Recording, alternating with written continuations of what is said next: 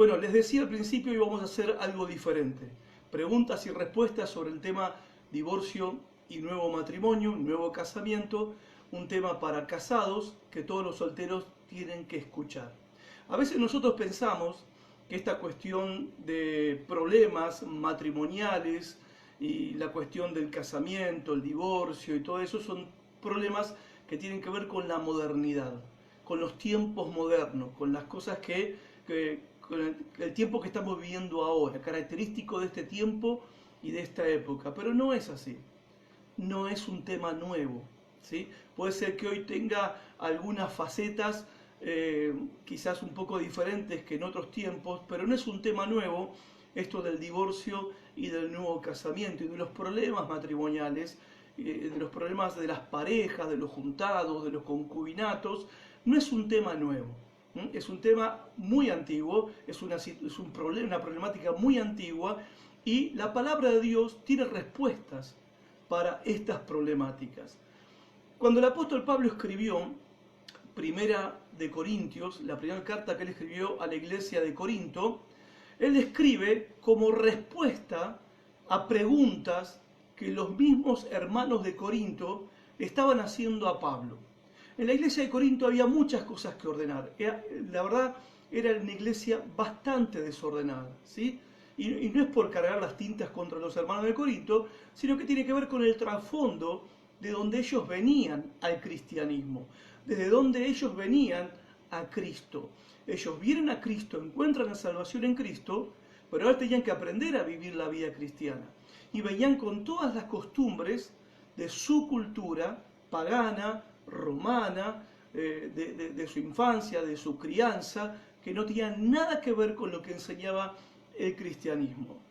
Entonces, en la iglesia había muchas cuestiones para resolver, y una de esas cuestiones críticas era la cuestión del matrimonio. Y ahora les voy a explicar por qué era esta cuestión. Pablo va a responder preguntas específicas con respecto al tema del matrimonio. Hoy vamos a leer algunos textos, vamos a basarnos en lo que Pablo enseña en 1 Corintios capítulo 7, pero también en algunas enseñanzas de Pablo en 1 de Tesalonicenses, y también palabras del Señor Jesús que ya hemos aprendido los domingos anteriores. Pero fíjense que en 1 Corintios 7:1, Pablo dice: en cuanto a las cosas que me escribisteis, o sea, ¿qué está diciendo Pablo? De acuerdo a lo que ustedes me escribieron y me preguntaron, yo les voy a contestar. Ahora, y uno de esos temas era el matrimonio, los problemas matrimoniales. La verdad, había un caos en la iglesia de Corinto con respecto del matrimonio. Era un caos. Como dije recién, hay que entender, ellos venían de un trasfondo, el trasfondo de contexto, mejor dicho, sociopolítico de la iglesia en Corinto, de los cristianos en Corinto, era el Imperio Romano. Ahora, el Imperio Romano no tenía una ley para todos los matrimonios. No había una ley para todos los matrimonios. Ahora voy a explicar cómo era que lo manejaba el Imperio Romano. Y segundo, el trasfondo donde estas personas venían al cristianismo, venían a Cristo, venían a la salvación, era un trasfondo pagano y perverso, donde la inmoralidad sexual, la idolatría, el pecado, y obviamente el adulterio y la fornicación, el divorcio, eran cosas totalmente normales. Y esto causó en la iglesia de Corinto un sinnúmero de problemas y un montón de confusiones y enredos. Dije bien, enredos o enriedos, bueno, espero haber dicho bien, entre los cristianos de la iglesia de Corinto. Ejemplo, en el Imperio Romano había muchos esclavos, y muchos de los esclavos eran creyentes. Ahora, cuando se unía un hombre y una mujer que eran esclavos, a eso se le llamaba contubernio, ¿sí? Así como suena, contubernio. Era una imitación del matrimonio, pero que no tenía respaldo legal. El amo de ese hombre y de esa mujer podía venderlo a él o venderla a ella, y en ese momento se rompía el contubernio o ese pseudo matrimonio que esos dos esclavos tenían, ese hombre y esa mujer. Ahora, ¿qué pasa? Cuando ellos se convertían, él se convertía y ella o uno de los dos se convertía, y de repente el amo le vendía a la esposa como era una esclava, la vendía y le compraba otra, entonces el hermano, que era esclavo, decía, bueno, al final, ¿cuál es mi esposa? ¿Se entiende el punto? Porque los esclavos no podían elegir con quién se iban a casar. Los amos le elegían la pareja a sus esclavos.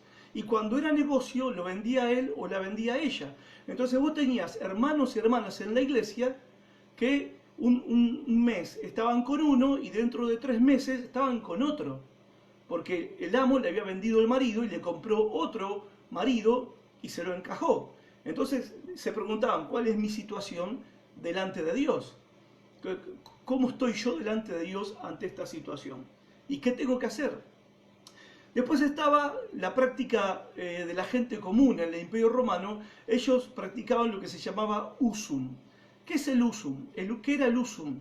Era un matrimonio que tenía cierto respaldo o reconocimiento después que la novia convivía con el novio durante un año. Si una novia, una mujer, vivía un año con su novio, al final eso se consideraba no matrimonio, sino usum, una unión pseudo legal. Ahora, para romper, o sea, lo que vendría a ser hoy en día matrimonio de hecho, o sea, los que están en una relación como de matrimonio, pero que no formalizaron el matrimonio. ¿Cómo se disolvía este tipo de relación? Bueno, se disolvía cuando la novia pasaba 3 noches durmiendo fuera de la casa. Ahí se producía la separación, se disolvía, mejor dicho, el uso. ¿Eso pasaba en la iglesia? Eso pasaba también en la iglesia, porque era normal en la cultura y en la costumbre de ellos. Después estaba el concubinato. ¿Qué era el concubinato en ese tiempo? Bueno, era la unión de 2 personas que legalmente no se podían casar. Era cuando un romano se quería casar con una extranjera. No se podía casar. Era ilegal. Ahora, obviamente, como dice la canción, el amor es más fuerte, se casaban. En realidad no se casaban, se ponían en concubinato, pero ese matrimonio no era legal. De ese tipo de relaciones había también dentro de la iglesia. Había muchas parejas que estaban en concubinato. A los romanos no se les permitía casarse con extranjeras. A los judíos, se acuerda que tampoco, pero ellos practicaban este tipo de uniones con personas de otros pueblos, naciones y de otras religiones también. Y después tenemos el matrimonio, donde el novio, que no era tampoco un matrimonio, pero era un pseudo matrimonio, no tenía respaldo legal, era cuando un novio compraba a su novia, mayormente a familias que eran pobres. Después estaba escuchen esta palabra, confarreatio. Confarreatio.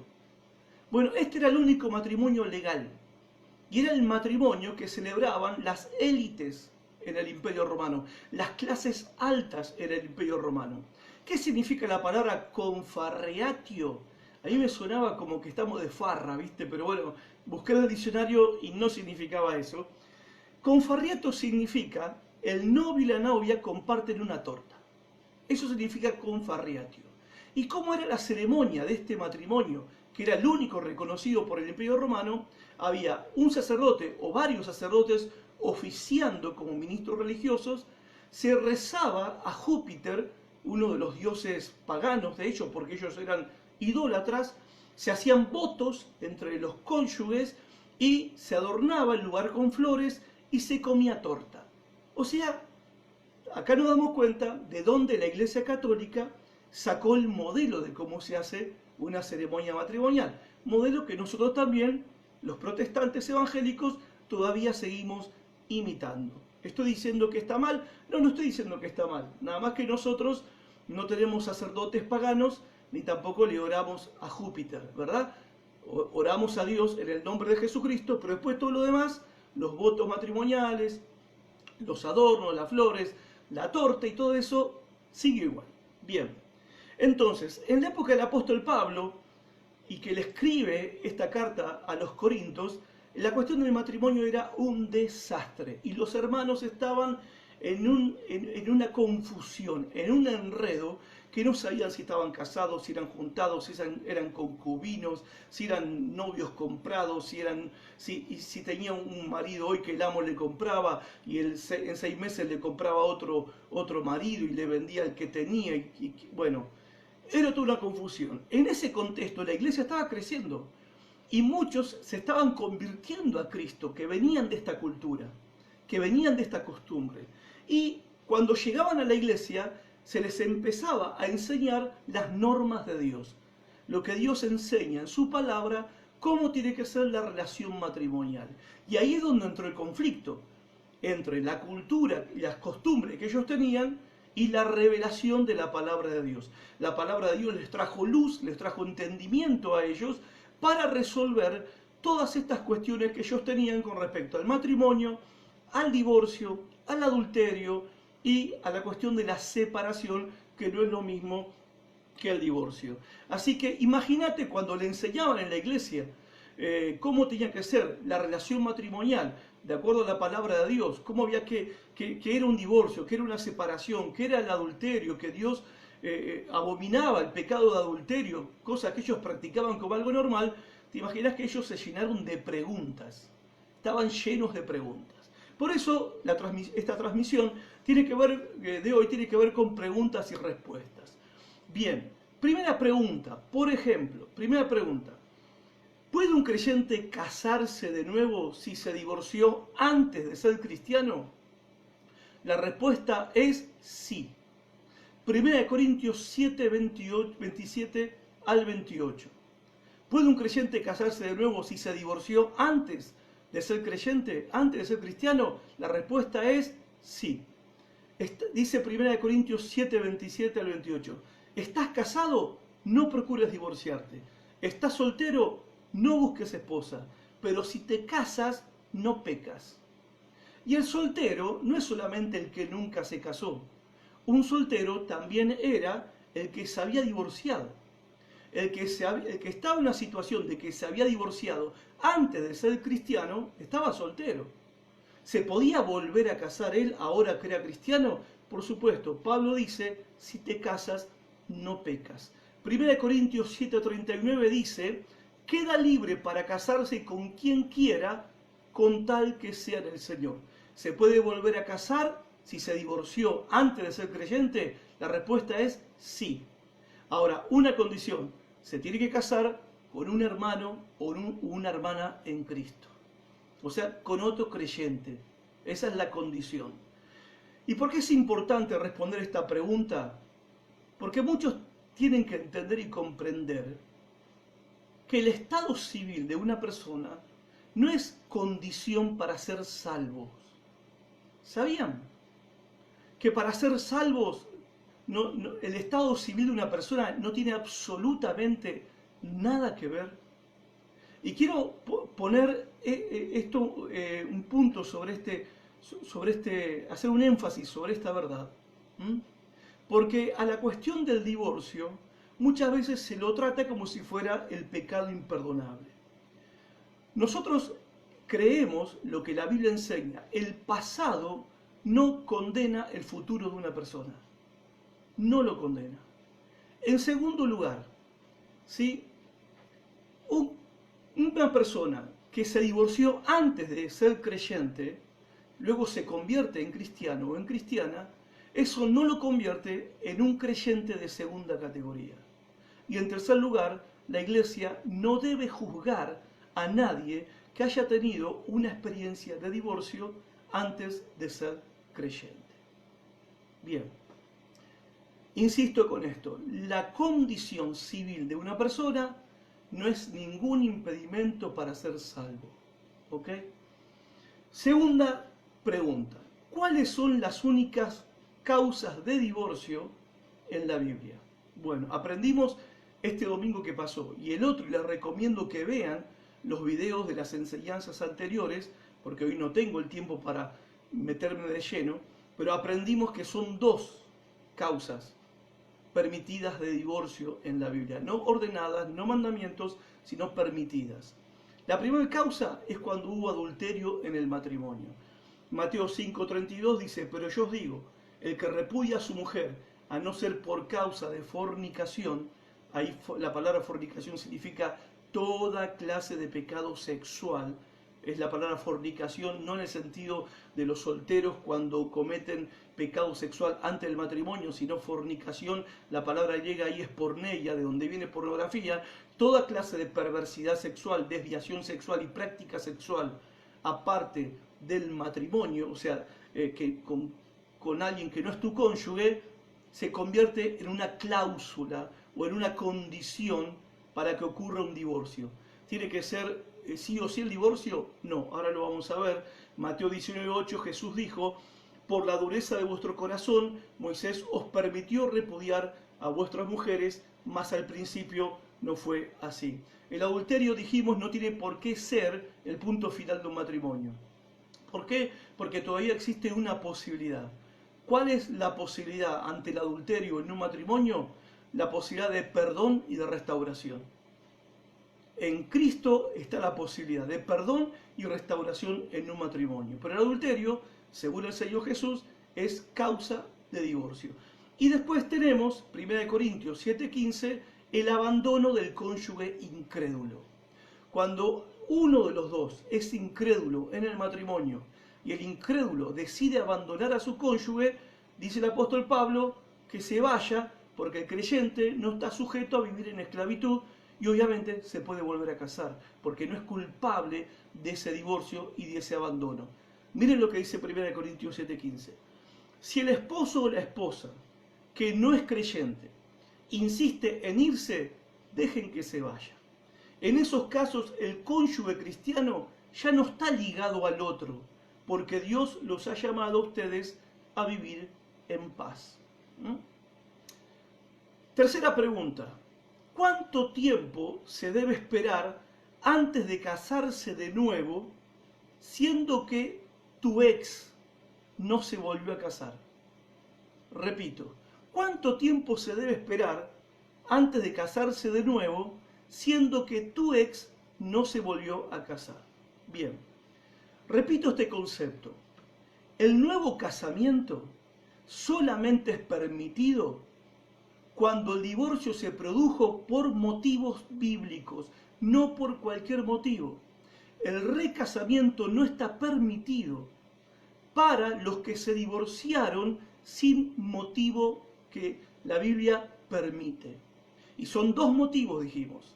El adulterio no arrepentido, cuando hay un adúltero, una adúltera que no se arrepiente de su pecado, la víctima del adulterio puede iniciar el divorcio. Ahora bien, en el caso del abandono del incrédulo, también es motivo para divorcio. Si son estos dos los motivos por los cuales se produjo el divorcio, ¿sí?, la víctima de la infidelidad o el cónyuge que ha sido abandonado se puede volver a casar. Ahora escuchen esto. Si el divorcio se produjo, si el divorcio no se produjo por estos dos motivos, si se vuelve a casar uno de ellos, comete adulterio. Y el que se casa con él o con ella también comete adulterio. ¿Por qué? Porque se divorciaron sin motivo bíblico, sin el permiso bíblico. ¿Se entiende el punto? Espero que sí. Entonces, ahora, ¿qué pasa si me divorcié? Y me doy cuenta que me divorcié por un motivo que no era bíblico. Quizás algunos se estén dando cuenta ahora. Uy, chao, yo metí la pata. Me divorcié y no era ni por adulterio ni por abandono, sino porque, bueno, ¿sí?, hice lo que no tenía que hacer. Bien. ¿Qué pasa con un creyente que se divorció por motivos que no son bíblicos? Pastor, lo mandamos al infierno, ese no entra al cielo. No, no es así, no es lo que enseña la Biblia. Lo primero que tiene que hacer ese creyente, si se divorció sin los motivos bíblicos que permiten el divorcio, adulterio y abandono, son los únicos dos motivos bíblicos, el que se divorció de esta manera, sin permiso bíblico, primero, tiene que mostrar frutos de arrepentimiento. ¿Estás arrepentido? ¿Estás arrepentida? Bueno, buenísimo, gloria a Dios. Pero tenés que mostrar frutos de arrepentimiento. Y segundo, tenés que buscar reconciliación con tu ex. No es que, bueno, me arrepiento de la macana que me mandé, a ver ahora con quién me puedo casar. No, no. Si estás arrepentido o arrepentida de haberte divorciado, siendo que no correspondía que te divorcies porque no tenías motivo bíblico para divorciarte, tenés que mostrar primero fruto de arrepentimiento y segundo tenés que reconciliarte con tu ex. Bien, ahora, si alguien se divorció fuera de lo que permite la Biblia y se arrepiente y quiere volver con su ex, pero su ex ya se casó porque se cansó de esperarlo, esperarla, o su ex, resulta que su ex demostró que no era creyente, que era un incrédulo, una incrédula, o si su ex falleció, entonces te podés volver a casar. No estoy dando ideas, por supuesto, que espero que me interpreten correctamente. No estoy dando ideas, estoy enseñando, aclarando cuestiones importantes para poder vivir nuestras vidas en libertad, en paz y en la gracia del Señor y crecer en la gracia y en el conocimiento de Cristo. Entonces, si alguien se divorció por motivos que no son bíblicos y te diste cuenta que pecaste contra Dios y te arrepentiste de tu pecado y quisiste reconciliarte con tu ex, pero tu ex ya se casó, ¿sí? Ya se casó, ya formó un nuevo matrimonio, una nueva familia, entonces, o si tu ex demostró que al final era un impío, una impía, un mundano, un incrédulo, era un no creyente, era un falso creyente, o si falleció, entonces vos, que te divorciaste, ahora te das cuenta que no tenías motivo bíblico, estás arrepentido, arrepentida de lo que hiciste, y si tu ex se casó, si tu ex es un mundano, una mundana, o si tu ex falleció, te podés volver a casar. Si un creyente se divorcia por motivos que la Biblia permite, que ya dijimos, adulterio y abandono del incrédulo, bueno, no hay un tiempo, la Biblia no dice que tenés que esperar 3 meses, 6 meses, vestir luto, no dice, porque viste está esa cosa, el estigma a veces, ¿no? De alguien que se divorcia, incluso se divorcia por motivos bíblicos y a los pocos meses ya parece que está queriendo conocer a alguien y ya tú dices, ay, ya, tan rápido, ya tan de repente, apenas enterró el muerto y todavía sentimos el olor a la vela y ya está buscando con quién. La Biblia no dice que hay que esperar un año, si sos viuda o viudo, si te divorciaste, ¿sí? Por motivo bíblico. No dice que tenés que esperar 6 meses, 1 año, 2 años, 5 años, 10 años. La Biblia no dice. Si alguien sabe dónde dice, me avisa, pero que yo sepa, no dice. La única condición que pone es que podés volver a casarte, por supuesto, pero tiene que ser en el Señor, con un creyente. No te cases en yugo desigual porque vas a terminar con tu matrimonio arruinado, quizás como el anterior, aunque no haya tenido la culpa de lo que pasó si vos fuiste la víctima de un adulterio o un abandono. Cuarta pregunta. ¿Cuánto tiempo debe esperar la víctima del adulterio o abandono para ver el fruto de arrepentimiento en su cónyuge? Mi esposo me engañó. Mi esposa me engañó y no se quiere arrepentir. ¿Cuánto tiempo tengo que esperar para que se arrepienta y vuelva al matrimonio y por supuesto se vuelva al Señor? Bueno, no hay un tiempo. Me encantaría decirte, bueno, espera 1 año y si no pasa nada, chau. O espera 1 semana y si no pasa nada, chau. No hay un tiempo. Oseas, que tuvo una esposa adúltera, esperó años a su mujer, que se volvió prostituta. Y luego Dios la trajo a la esposa de Oseas, la trajo de nuevo a Oseas, a su marido, arrepentida. Entonces, no hay un tiempo de espera. La Biblia no dice que hay un tiempo, que vos tenés que esperar que se arrepienta. No hay. Y si sufriste el abandono o sufriste, sos víctima de un adulterio, estás en tu derecho de poder divorciarte y volver a casarte.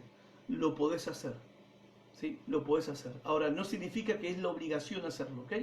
También te podés quedar soltero. También te podés divorciarte y quedarte soltero y quedarte soltera. También esa es una opción. La primera opción, y es la que siempre recomendamos y nos encomendamos a Dios, que haya perdón y restauración del matrimonio. Pero si decide la víctima divorciarse, no peca, puede divorciarse. Quinta pregunta. Las personas que vuelven a casarse, escuchen esto, ¿están cometiendo adulterio todo el tiempo? La respuesta es no. No existe el estado de divorciado.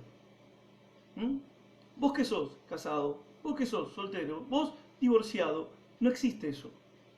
No existe el estado de divorciado.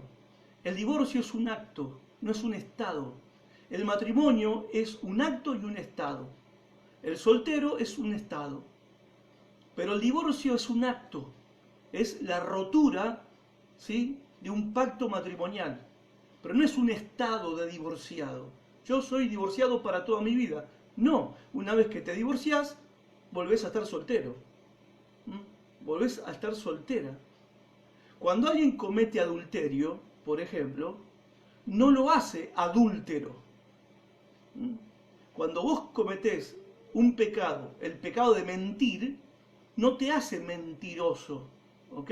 Ahora, si practicás la mentira, sos un mentiroso. Si practicás el adulterio, sos un adúltero, sos una adúltera. Pero si adulteraste o mentiste, no te hace adúltero y no te hace mentiroso. ¿Ok? Entonces, no existe el estado de adulterio perpetuo. Esa pareja está en adulterio. ¿Por qué? Porque hace 5 años se casaron y no se podían casar. Y están en adulterio. Hace 5 años que están en adulterio. Hace 10 años que están en adulterio. Bueno, sería caso que está en adulterio si esa persona, uno de los dos o los dos, están casados con otros todavía. Están casados con otros todavía y tienen amantes, sí, son adúlteros. Ni hablar. Pero alguien que comete adulterio no queda en ese estado para siempre. Miren lo que dice Jesús. Mateo 5:32. Pero yo digo que un hombre que se divorcia de su esposa, a menos que ella le haya sido infiel, la causa, la infidelidad, hace que ella cometa adulterio, cometa.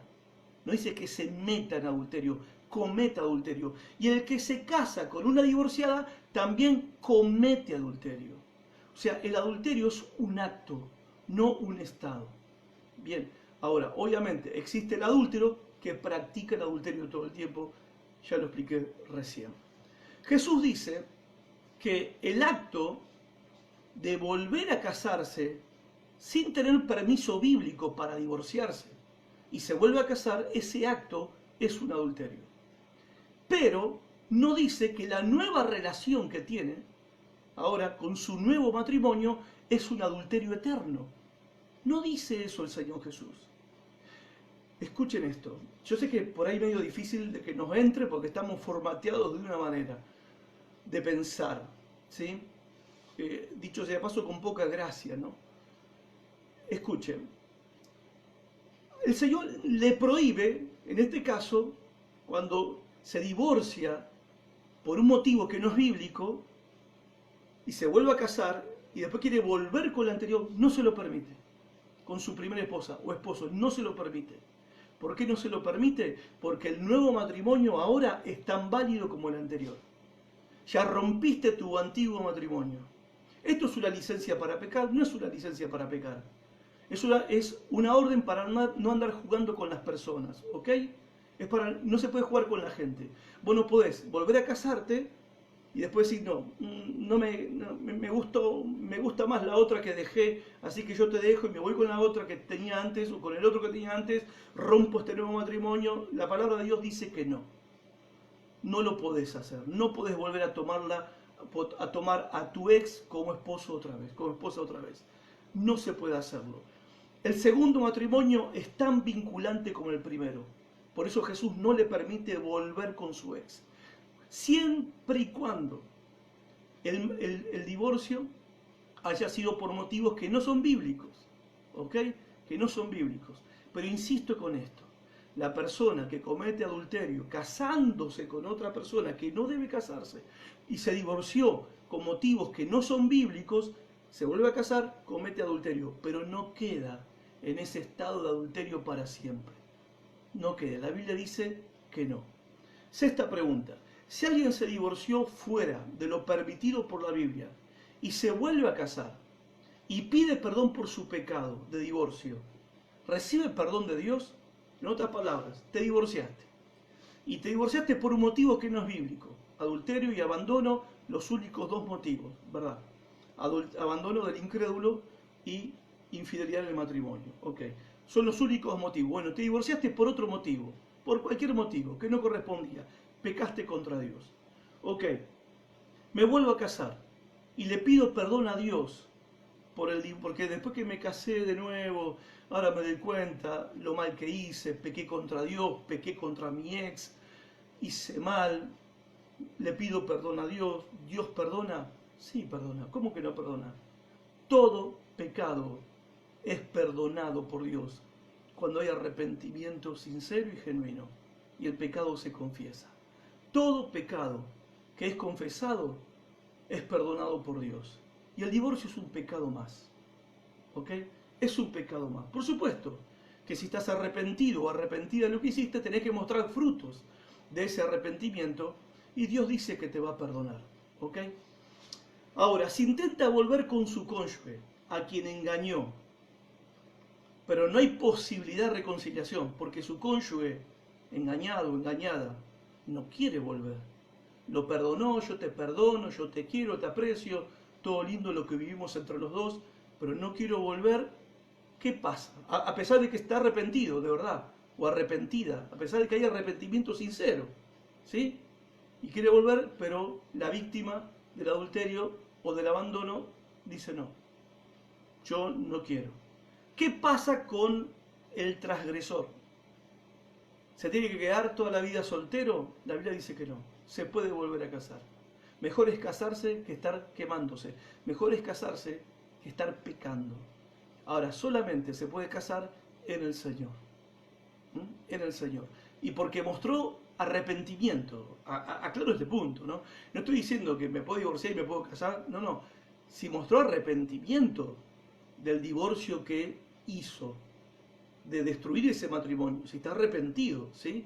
E intentó la reconciliación, y su ex no se quiso reconciliar, sino que siguió adelante con el divorcio, bueno, la víctima se puede volver a casar, y el otro, que es creyente, no tiene que quedar soltero toda su vida, se tiene que volver a casar, se puede volver a, no es que se puede volver a casar, pero tiene que ser con un creyente o con una creyente, porque si no se casa va a pecar, porque no todos tienen el don de contener los deseos sexuales, ¿ok?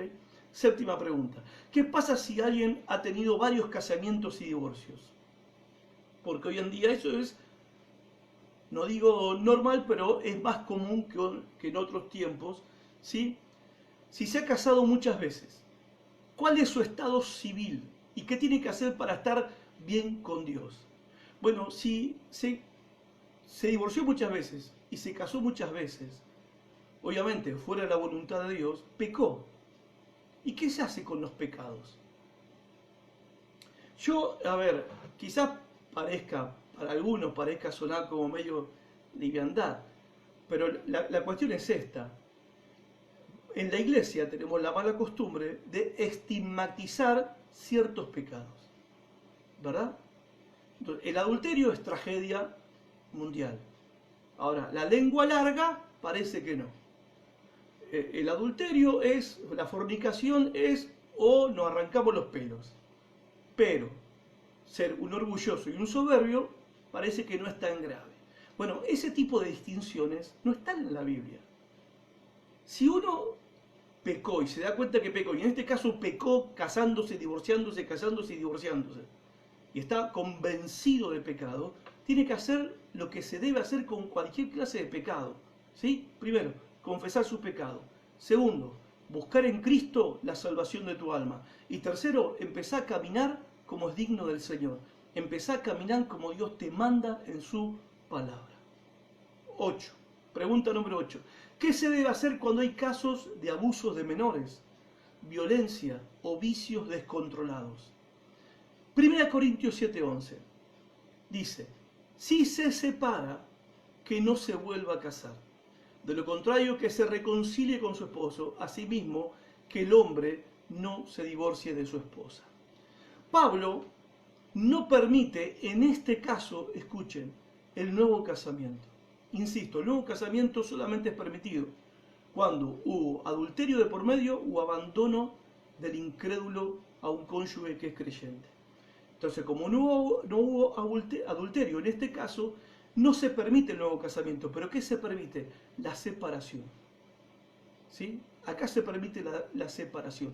Es más, no es que se permita, de hecho hay una separación. ¿Por qué hay una separación? Bueno, a ver, en estos casos específicos, que hoy es un tema muy, muy candente, muy actual, entre un mal terrible en nuestra sociedad, la violencia, ¿sí? Intrafamiliar, el abuso de menores, ¿sí? O convivir con alguien que es adicto o es alcohólico o alcohólica, hace que la convivencia sea terrible. La Biblia, la palabra de Dios, no habla específicamente de estos puntos. Si yo te dijera, sí, hace esto, bueno, la cuestión de la separación se ve como una cosa que sucede y como algo que se permite, pero no en el sentido como una opción. A ver si me explico. Dios nos dio a todos nosotros el instinto de preservación, ¿verdad? Todos tenemos el instinto de preservar nuestra integridad física, nuestra salud, nuestra vida. Entonces, si hay una situación de violencia en el hogar, si hay una situación de abuso en el hogar, si hay una situación de vicio descontrolado en el hogar, que termina muchas veces en violencia o en pobreza y en miseria económica, es obvio que la víctima de todos estos abusos y violencia, ¿sí?, se va a separar, es obvio, por una cuestión de integridad física, cuidar su integridad y cuidar la integridad física de sus hijos. Entonces, en ese caso se permite, en el sentido que de hecho va a haber una separación. Pero específicamente la Biblia no dice, como en el caso del adulterio y el abandono, donde sí se permite el divorcio. A ver, la separación va a ocurrir por una cuestión lógica, pero no significa que el que se separó para cuidar su vida y la de sus hijos se puede volver a casar. No dice eso la palabra de Dios. No dice. Ahora, ¿qué es lo que pasa la mayoría de las veces? Que los que se separan por cuestión de violencia o abuso o vicio descontrolado en el hogar, se separa y hay muchas chances de que eso termine en un divorcio. ¿Es la voluntad de Dios? No, no es la voluntad de Dios. ¿Pero ocurre? Sí, ocurre. Y hay que lidiar con esas situaciones. La iglesia tiene que aprender a lidiar con esas situaciones. Es muy fácil decirle a alguien que está sufriendo violencia familiar, anda a tu casa y aguantátela y encomendate al Señor. ¿Se entiende? No le vamos a aconsejar que se divorcie, pero tampoco le vamos a decir que siga aguantando. Obviamente tiene que ir a la comisaría, hacer la denuncia que corresponde. Obviamente si tiene que cuidar su integridad física y la de sus hijos y tiene que irse del hogar o pedir una perimetral o pedir que la policía le haga una restricción al violento o a la violenta, lo tiene que hacer, ahí se produce una separación. ¿Cómo va a terminar esa relación? Bueno, depende mucho que el violento o el abusador o el vicioso o la viciosa se arrepienta de sus pecados, se vuelvan a Cristo y muestre frutos dignos de arrepentimiento. Novena pregunta: ¿cómo debe tratar la familia con un padre o madre cristianos que han cometido adulterio o abandono? O una madre con un hijo o una hija que son creyentes que ha roto su familia.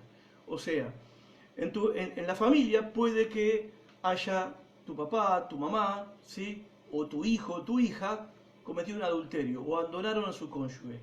Han roto una familia. ¿Cómo nos seguimos relacionándonos nosotros con ellos?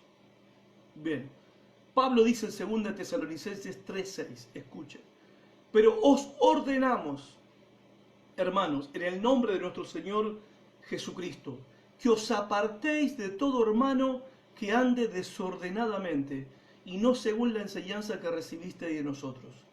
2 Tesalonicenses 3:14 al 15. Tomen nota de quienes rehúsan obedecer lo que decimos en esta carta, aléjense de ellos para que se avergüencen. no los vean como enemigos, sino que llámenles la atención como lo harían con un hermano. ¿Qué tenemos que hacer con un pariente que acaba de cometer adulterio, que son creyentes, ¿verdad? Que acaba de cometer adulterio o abandonar a su familia? Cualquier pariente, tu hijo, tu hija, tu esposo, tu esposa, tu papá, tu mamá, un tío, una tía, y son creyentes. El apóstol Pablo dice que hay que hacer dos cosas. Primero, hay que amonestarlo y no acompañarlo. Hay que amonestarlo y no acompañarlo. Segundo, mantener cierta distancia de él o de ella. Yo sé que acá viene la parte donde dice, ¿y dónde está el amor de la iglesia? Acá está el amor de la iglesia. Acá está el amor de la iglesia. Porque si nos abrazamos y comemos choripán todos juntos como que no pasó nada, ¿cómo esa persona, ese creyente, no importa que sea tu hijo, tu hija, no importa que sea tu papá, tu mamá, no importa quién sea, cómo ese creyente se va a arrepentir de lo que hizo si no le demostramos con nuestra actitud que lo que hizo fue vergonzoso y pecaminoso? La Biblia dice que tenemos que tener esta actitud de cierta distancia con ellos, y cuando nos acercamos a ellos tenemos que amonestarlos, tenemos que reprenderlos, ¿para qué? Para que se avergüencen de lo que hicieron y se vuelvan al Señor. Obvio, no es fácil. No es fácil. La primera tendencia que tenemos, ¿cuál es? Oh, yo estoy con vos, yo estoy a tu lado, yo te acompaño en sentimiento, pero él cometió adulterio, ella. Él fue, o ella fue, la que rompió su familia, abandonó a su cónyuge, abandonó a sus hijos. Si tengo que consolar a alguien, y tengo que acompañar a alguien, y tengo que ir a la casa de alguien a tomar mate, es con la víctima. Y bueno, pero no es mi hijo, pastor, es mi hija. Es mi papá, es mi mamá, le tengo que hacer el aguante. No, tenés que dejar que Dios sobre en su vida. No podemos ser más buenos que Dios. La actitud que nosotros tomamos hacia ellos tiene que ser una actitud que sea una reprensión para ellos, para que el Espíritu Santo los pueda convencer de pecado. Si nosotros lo abrazamos y lo recibimos y está todo bien y no pasó nada, voy a orar por vos para que Dios te ayude. No, vamos a orar para que el Señor te conceda el don del arrepentimiento. Pero nosotros no podemos aplaudir el pecado porque es un ser querido. Es el hijo o la hija, o porque es tu papá, tu mamá, ¿no? Y aparte porque dicen que son creyentes. Entonces, nosotros tenemos que tomar esta actitud para dejar el lugar al Señor que lo convenza de pecado. Y si vas a tener que tratar con él o con ella, bueno, aprovecha ese momento para amonestarle y para reprenderle. Pregunta número 10. ¿Qué debe hacer alguien cuando se entera que su cónyuge ha tenido relaciones sexuales antes del casamiento con varias personas? Pastor, me casé y ahora me enteré que mi marido, que mi esposa no era virgen y tuvo muchos encuentros sexuales y me quiero morir. Y me engañó. No te engañó. No te engañó. ¿Qué sucede en esta situación? Bueno, hay que entender una cosa. Todo pecado es perdonable, hermanos. Todo pecado es perdonable. Y recordemos una cosa también. Las normas de la palabra de Dios para el matrimonio y para la soltería solamente la pueden aplicar los que son creyentes. No se puede reprocharle a alguien que no es creyente que haya tenido una vida como la que tuvo, pecando contra Dios, ¿sí? Porque pongamos que conocía algo de la palabra, pero por más que conociera algo de la palabra, no tenía manera de aplicar la palabra. Porque los únicos que pueden practicar la palabra son los cristianos, porque tienen el Espíritu Santo. La palabra de Dios no la pueden practicar los que no son creyentes, porque están espiritualmente muertos. Y la carne no puede ni quiere agradar a Dios. Entonces no hay por qué reprocharle, ¿sí?, a tu marido o a tu esposa, porque en su vieja vida tuvo relaciones sexuales con otras personas. Dios lo perdonó, Dios la perdonó, y vos podés tener un gran matrimonio con la ayuda del Señor. Y seguramente lo vas a tener. Pregunta número 11. Alguien está en un proceso de divorcio permitido, según la Biblia, y ha iniciado una relación con otra persona antes que sea efectivo el divorcio. ¿Cuál es su situación? Bueno, si todavía Iniciaste el trámite de divorcio porque tu esposa, tu cónyuge fue infiel. O te abandonó tu cónyuge incrédulo. Iniciaste el trámite de divorcio. No podés volver a tener una relación con otra persona hasta que eso no se defina. Hasta que el trámite de divorcio no se lleve adelante. Porque hasta que el trámite de divorcio no termine, no se concluya, todavía seguís casado y casada con ese cónyuge, con el que te engañó, sí, con el infiel, la infiel, el que te abandonó, la que te abandonó. Todavía estás unido a esa persona. Una vez que el divorcio se consumó, el trámite terminó, entonces sí estás libre para volver a casarte. Si no, pregunta número 12. ¿Qué pasa con los chicos que quedan en medio de un divorcio?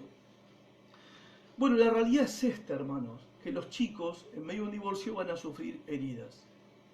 No hay manera de evitarlo. Todo divorcio es traumático y doloroso, no solamente para los que se divorcian, sino también para los hijos.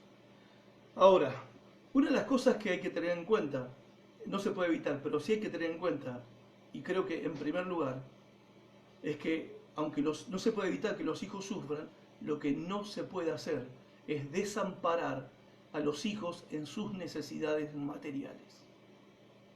Porque claro, es muy fácil divorciarse y vos hacete cargo de nuestros hijos. Bueno, eso Dios lo condena. Hoy se ve, ¿sí? En la antigüedad también se veía hombres que tenían hijos por todos lados. Ahora, ¿te imaginas que Dios no pretende que Él se tenga que casar con cada una que tuvo un hijo? Pero sí lo que Dios espera es que ese hombre, ¿sí?, se haga responsable económicamente de sus hijos como si viviera con ellos. Porque, a ver, siguen siendo tus hijos. El hecho de que te divorciaste de la mamá no cambia tu responsabilidad con tus hijos. ¿Se entiende? No cambia tu responsabilidad. Y delante de Dios vas a tener que dar cuenta por tus hijos. Y la Biblia dice que el que no provee para los suyos es peor que un incrédulo. Entonces, ¿te puede ocurrir un divorcio? A cualquiera le puede ocurrir un divorcio. Es una desgracia en la vida. Pero eso no te libra, papá, mamá, de tu responsabilidad económica y emocional con respecto a tus hijos. Pero la económica es la más importante. A ver, está bien. No te digo que estés abrazándote, paseando todos los santos días con tus hijos por la plaza. Porque supongamos que la situación es difícil con tu ex y ya está casado o casada con otra persona y bueno, quizás eso no se da, pero la responsabilidad económica, ahí eso no cambia. Y nada te impide que supla sus necesidades materiales y económicas. Obviamente que las necesidades emocionales también están ahí y sos responsable también de sus necesidades espirituales y emocionales. Un divorcio no te hace menos responsable para con tus hijos. Ahora, el daño que se hace a los hijos cuando hay un divorcio ya está hecho. Eso lamentablemente no se puede cambiar. Lo que hay cicatrices que van a quedar para toda la vida, pero aún así hay que encomendar a esos hijos al Señor, encomendarlos al Señor para que el Señor en el tiempo de la vida sane las heridas de esos niños y conozcan a Cristo como su Señor y su Salvador, y el que pecó divorciándose y rompiendo una familia tiene que arrepentirse, mostrar fruto de arrepentimiento y comenzar a vivir como Dios manda en su palabra. Pregunta número 13. ¿Dice la Biblia algo sobre la separación? Bueno, lo mencionamos recién, pero ahora lo quiero enfatizar. La Biblia habla una sola vez sobre la separación. 1 Corintios 7:5 dice: no se priven el uno al otro de tener relaciones sexuales, a menos que los dos estén de acuerdo en abstenerse de la intimidad sexual por un tiempo limitado para entregarse más de lleno a la oración. Después deben volverse a juntar a fin de que Satanás no pueda tentarlos por la falta de control propio, de dominio propio.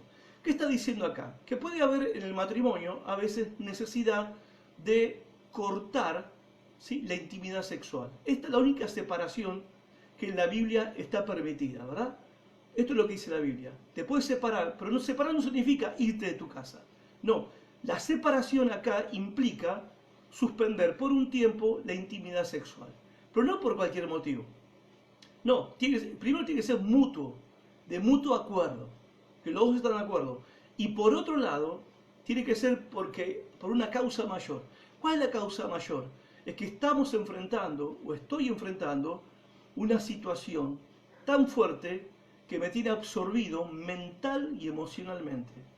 Y necesito orar a Dios, necesito ayunar, necesito buscar más intensamente al Señor. Y obviamente, cuando pasamos en tiempos como esos, todos pasamos por tiempos como esos, ya sea por un problema en la familia, ya sea por un problema personal, un problema laboral, económico o un problema de salud, y hace que vos te sientas como atrapado por esa necesidad de buscar más a Dios, orar más, hacer ayuno, buscar más la palabra del Señor. Obviamente que en periodos de extrema preocupación, ¿sí? Tu mente está absorbida en el problema, tu mente, tus emociones están conmocionadas por lo que te está pasando, es obviamente que el deseo sexual va a menguar. Entonces, por un tiempo, nos vamos a dedicar a orar y ayunar, a buscar a Dios para que Dios nos dé una solución a lo que nos está pasando, al problema que estamos enfrentando. Pero eso no puede durar mucho tiempo, poco tiempo. Después vuelvan a la intimidad sexual. ¿Para qué? Para que el diablo no los tiente, porque no son de madera, no somos de madera. Entonces, para que el diablo no los tiente, porque se están conteniendo, privándose del disfrute sexual. 14, pregunta número 14. ¿Qué pasa cuando uno de los cónyuges está dando el ultimátum al otro para que se vaya de la casa? Bueno, no se debe hacer eso. No se debe, no se puede. Estar amenazando con que te voy a echar, con que te voy a echar. Cuidado, porque muchas veces esto se usa como una especie de trampa para después ir a hacer una denuncia por abandono de hogar y después en un juicio de divorcio tener algo a favor. Entonces no hagan abandono de hogar, primero, y segundo, no amenaces a tu cónyuge. No podés echarlo. Ahora, si son dos creyentes, ¿sí?, que se están amenazando mutuamente, bueno, hay que parar la pelota ahí y hay que enfrentar cuál es la raíz del problema, qué está pasando en este matrimonio. Y con la decisión de los dos, buscar ayuda, ¿sí?, que con la gracia del Señor, la ayuda del Espíritu Santo, la guía de su palabra y consejería bíblica, se sientan y resuelven el problema. Pregunta número 15. Ahora, termino con esto. Si los dos no son creyentes, no hay manera de sentarlos, o si se sientan, no hay manera de solucionar el problema. Porque la consejería bíblica es para practicar la Biblia y corregir los problemas matrimoniales. Los que no son creyentes no tienen la posibilidad de hacer esto, por más que quieran. 15. ¿Qué puedo hacer si mi cónyuge decide dejar de caminar con Cristo y se vuelve un incrédulo? O se va al mundo, como decimos. Bueno, hay que enfrentar el problema como la Biblia nos enseña. Si el cónyuge se vuelve incrédulo, se va al mundo y está pecando, y él decía que era creyente, la iglesia tiene que intervenir y aplicar el proceso de disciplina eclesiástica que está estipulado en Mateo 18. Con el creyente que peca, con ese pecado u otra clase de pecado que sea grave, escandaloso y público, hay que aplicar Mateo 18. Pregunta 16. ¿Qué pasa si ese creyente no acepta la disciplina y se va a otra iglesia donde no es disciplinado por su pecado? ¿Qué hacemos? Esto lamentablemente suele pasar. Si uno hizo todo lo que tenía que hacer, no queda otra que entregarle esa persona en las manos del Señor y que el Señor obre en su vida. Pregunta 17. Tengo una crisis en mi matrimonio y no quiero que mi cónyuge venga conmigo a la iglesia. ¿Le puedo decir que vaya a otra iglesia? No. La única que tiene autoridad para prohibirle la entrada a la iglesia a una persona que dice que es creyente o que es creyente pero está practicando el pecado, ¿sí?, la única que tiene autoridad para hacer eso es la propia iglesia. La propia iglesia, cuando ya ha aplicado el proceso de disciplina y en última instancia, el último paso de la disciplina, si no hay arrepentimiento de ese creyente, es expulsarlo, excomulgarlo de la congregación, de la comunión con la iglesia. Mateo 18, 17. Si se niega a hacerles caso a ellos, a los hermanos que le dicen, che, aflojá, arrepentite, deja de andar cabezudeando, reconciliate con tu esposa, con tu esposo, y no quiere hacer caso, y sigue en el mundo, y sigue practicando el pecado, y si no le hace caso, y le decimos a la iglesia, en la asamblea, y tampoco a la asamblea de la iglesia le hace caso, tratalo como si fuera un incrédulo o un renegado. 1 Corintios 5:4, el apóstol Pablo dice: en el nombre del Señor Jesucristo, ustedes deben convocar a una reunión de la iglesia, la asamblea de miembros.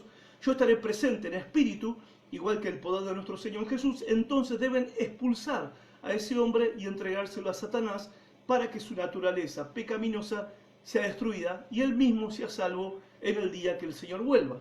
Echar a alguien de la iglesia o excomulgar a alguien de la comunión de la iglesia no es por odio, no es venganza, no es por su mal.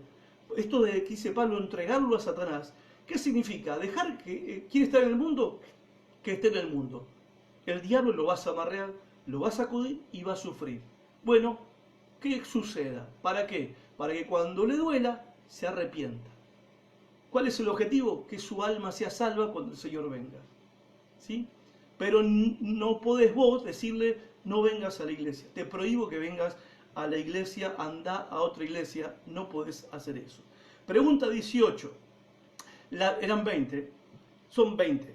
La víctima de la infidelidad, una vez que ha perdonado a su cónyuge infiel, sí o sí tiene que continuar en ese matrimonio. Sería lo ideal. Sería lo ideal. Pero a veces no es posible. Por eso, Deuteronomio capítulo 24, ¿no? Lo que Moisés estableció como regulación para el divorcio que ya se practicaba en el desierto, cuando Israel peregrinaba en el desierto. Ahora, sería lo ideal. Pero, ¿cuál es el problema con el adulterio? Que el adulterio es el único pecado que rompe el pacto matrimonial. Porque el pacto matrimonial es un pacto de fidelidad hasta que la muerte los separe. Bien, cuando hay adulterio, hay infidelidad, el pacto se rompió. Uno de los dos o los dos rompieron el pacto. Entonces, técnicamente, tiene derecho a divorciarse y casarse de nuevo. No es lo ideal. Lo ideal es que haya perdón y restauración, lo cual Dios hace cuando los dos están dispuestos y cuando el infiel muestra, o la infiel muestra, frutos de arrepentimiento. Dice Mateo 5:32, Jesús hablando: pero yo digo que un hombre que se divorcia de su esposa, a menos que ella le haya sido infiel, hace que ella cometa adulterio, y el que se casa con una divorciada también comete adulterio, si es que se divorció por un motivo que no era la infidelidad. Pero lo ideal es la restauración del matrimonio. 19, pregunta 19. Si los dos cometieron adulterio, ¿tienen derecho a volver a casarse? No. No. El adulterio, el que cometió adulterio, no tiene derecho de volver a casarse. Solamente se puede volver a casar, esto ya lo dije antes, solamente se puede volver a casar si su ex no lo quiere perdonar, o lo perdona pero no quiere volver con él o con ella.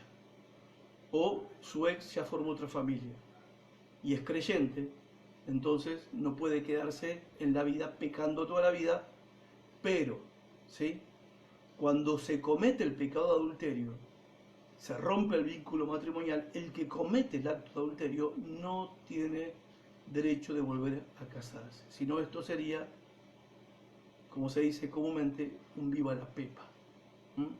O sea, el caos y la destrucción a nivel personal, a nivel familiar, a nivel de los hijos y a nivel social sería como lo que estamos viendo ahora. Una sociedad de adúlteros en la que todos vivimos, y por eso esto está así como está. No hay país que avance, ni hay nación que se levante cuando estamos destruyendo el matrimonio, que es el fundamento de la familia. 20, pregunta 20, y es la última. ¿Existen niveles de pecado? ¿Existen niveles de pecado? ¿Hay pecados que son peores que otros? ¿Qué pasa con el adulterio, el robo, la mentira y todo lo demás? Bueno, la Biblia solo nos da dos categorías de pecado. Hebreos 2:29. ¿Qué creen que le pasará al que desprecia al Hijo de Dios? es seguro que recibirá mayor castigo por considerar la sangre de Cristo una porquería. Esa sangre que estableció el nuevo pacto lo ha purificado de sus pecados. Por eso recibirá un castigo peor por insultar al Espíritu que nos muestra el generoso amor de Dios. El pecado más grave, que es dos categorías de pecado, más grave, pero podemos englobar en uno, el pecado más grave es ser indiferentes y rechazar el sacrificio de Cristo. Si sos indiferente al sacrificio que Cristo hizo por tus pecados y rechazás la oferta de Cristo para salvar tu alma, que Él pagó el precio sacrificando su vida en esa cruz, no hay perdón. Es el pecado imperdonable. No hay perdón. No hay. Y es el pecado más grave de todos los pecados. Ser indiferente a la obra de Cristo, pisotear la sangre de Cristo y insultar al Espíritu Santo que nos muestra el amor de Cristo. Ahora alguno me dirá, pero Apocalipsis, pastor, dice que los fornicarios no van a entrar al reino de los cielos. Permítame leer Apocalipsis en su contexto. Dos versículos. Apocalipsis 21:8 y 22:15. Dice Apocalipsis 21:8. Pero los cobardes e incrédulos, los abominables y homicidas, los fornicarios y hechiceros, los idólatras y todos los mentirosos tendrán su parte en el lago que arde con fuego y azufre, que es la muerte segunda. Ahora noten que en esta lista terrorífica y siniestra de pecados que son un insulto y una ofensa a Dios, y quienes practican estos pecados tienen su parte en el lago de fuego por toda la eternidad, es la muerte segunda, la muerte eterna, la destrucción eterna. Comienza diciendo, pero los cobardes y los incrédulos. Es obvio que los incrédulos, y el cobarde es el incrédulo que por no perder lo que el mundo le ofrece, rechaza a Cristo. Por el que dirán, que van a decir las familias, que van a decir los parientes, que van a decir los amigos, su incredulidad lo convierte en un cobarde. La incredulidad engendra, ¿sí?, todo pecado abominable, homicidios, asesinato, fornicación, hechicería, idolatría, mentiras. Se está refiriendo a incrédulos. No se refiere a creyentes que cometieron un día adulterio o que cometieron un día fornicación, porque si no tenemos que decir que David no entró al cielo. Tenemos que decir que Moisés tampoco entró al cielo, porque Moisés mató a un egipcio, cuando él después mismo escribió, no matarás. Entonces, ¿le está hablando este pasaje a creyentes? No, le está hablando a incrédulos.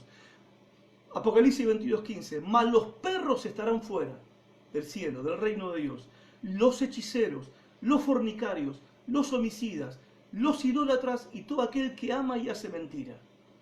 ¿Quiénes son estas personas? Bueno, Juan dice en el Apocalipsis que todas estas personas espiritualmente son vistos como perros. ¿En qué sentido? El perro siempre vuelve a su vómito. El que dice que es creyente, pero termina siempre volviendo a hacer lo mismo y practicando los mismos pecados que dice que se había arrepentido, no es un creyente. Porque los creyentes no somos perros, los creyentes somos ovejas. Mis ovejas, dijo el Señor Jesús, oyen mi voz y me siguen. Entonces los creyentes somos ovejas. ¿Una oveja puede pecar? Sí. ¿Una oveja puede mentir? Sí. ¿Un cristiano puede cometer adulterio? Y sí, no debería pasar. Pero hermanos, sucede. Y tenemos ejemplos de estos en la Biblia, en la misma palabra de Dios. Ahora, se refiere a estas personas como perros, porque se la pasan arrepintiéndose, pidiendo perdón y volviendo a cometer siempre los mismos pecados. Obviamente, esta clase de gente se va al infierno, no porque son creyentes que cayeron de la gracia, o porque son creyentes que perdieron su salvación. No, son personas que dijeron que son creyentes, pero son como perros. Vuelven de nuevo a comer su vómito. No eran verdaderos creyentes. Entonces sí, ahí te doy la razón. Estas personas no van a entrar al reino de los cielos, pero no está hablando de creyentes. Así que no pongamos a los creyentes que han cometido adulterio, que han pasado por la experiencia de un divorcio.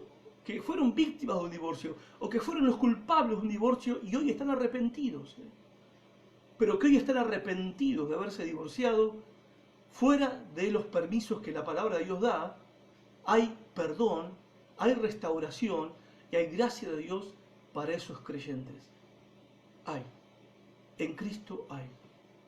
Yo sé que, a ver, esto a algunos les parece como que es liviandad, pero hermanos, no hay en la Biblia ningún lugar que diga que robar es peor que mentir es peor que fornicar, que la codicia es peor que el adulterio o que el adulterio es peor que la hechicería. No hay un versículo en la Biblia. La Biblia que dice, todos somos pecadores, todos hemos pecado, todos somos malos, todos estamos destituidos de la gloria de Dios. Ahora, sí dice la Biblia que solamente hay una cosa que es peor que todos estos pecados de estas listas: rechazar la verdad de Dios y darle la espalda a Jesucristo. Eso es lo peor. Ante los ojos de Dios es lo peor que podés hacer. Es lo peor. Ahora, termino. Después de este recorrido por las enseñanzas del apóstol Pablo y del Señor Jesucristo sobre la cuestión del divorcio y del nuevo casamiento, y lo que se puede y lo que no se puede, lo que se debe y lo que no se debe, tal vez digas, chao, yo hice un desastre.